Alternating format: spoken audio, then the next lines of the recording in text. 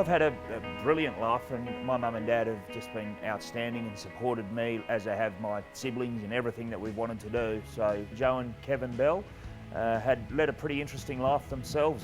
They graduated from Melbourne University Vet School, and my dad had an opportunity to seamlessly move into an equine veterinary practice in Melbourne, I think, which was pretty lucrative, but Mum and Dad decided that that was all a bit too easy and they wanted something different in their life, so they made a pretty monumental decision to go and do some missionary work in Korea. They went over there for a number of years, and of course the significant part of that expedition for myself was the fact that, well, they adopted me from Korea, and very grateful for that. But so they settled back in Kojonup. Didn't really know much about sport, didn't come from a massively sporting family, so there wasn't a natural progression or transition into the local sporting clubs, but one of my best mates was right into it, and his family encouraged me to go down there and give this Australian rules football a bit of a go.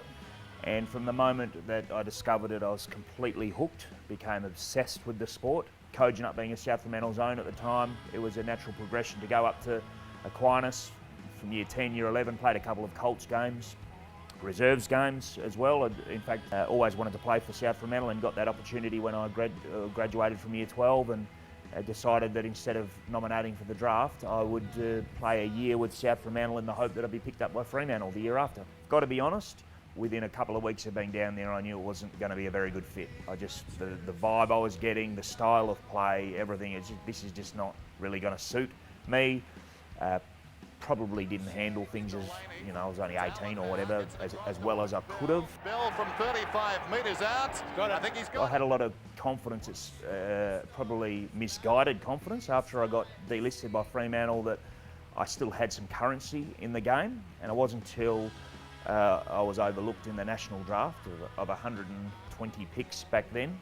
I remember when Peter Burgoyne got drafted. I thought that was going to be my name, Peter Burgoyne, and then very, very late, Peter Berbakoff got drafted, and my hopes were dashed. I sooked for a little while, no doubt about that, but then I thought, well, the best thing I can do is go back to South Fremantle and have an absolutely blinding year, and still at the age of 20, maybe I'd get another opportunity. Before the pre-season draft, Dennis Pagan, on the advice of Bob Mormel, well, as a favour to Bob, really, not even on the advice, dropped in and spent 45 minutes talking footy with me. He'd never seen me play, knew nothing about me. Must have done something right, because he rang me a few days later and said, if you can pay your way to Melbourne, we'll give you a trial for a couple of weeks. Went to North Melbourne at a wonderful time. I mean, they were just a power club on the cusp of greatness. They'd played in preliminary finals to at least 93, 94, 95.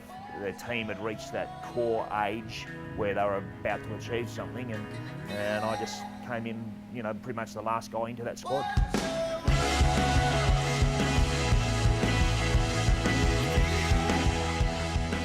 Lots of different things drew me back to Fremantle. Obviously, I'd always wanted to play football successfully out of my home state. I'm glad I came home and played for Fremantle.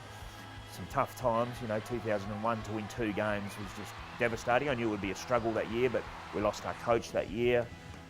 And then sort of the re-emergence under Chris Connolly and Cameron Schwab, before ultimately sort of failing in a preliminary final against Sydney. Being inducted into the Hall of Fame certainly means a lot. I mean, there's some illustrious names up there, and I'm humbled that my name will be up there as well. I think that'll be special when players that I played alongside with in my era, hopefully they come into the Hall of Fame as well, and that'll be something that we can treasure and share together. I have to pinch myself sometimes that, a child adopted out of Korea makes his living playing the Indigenous Australian game.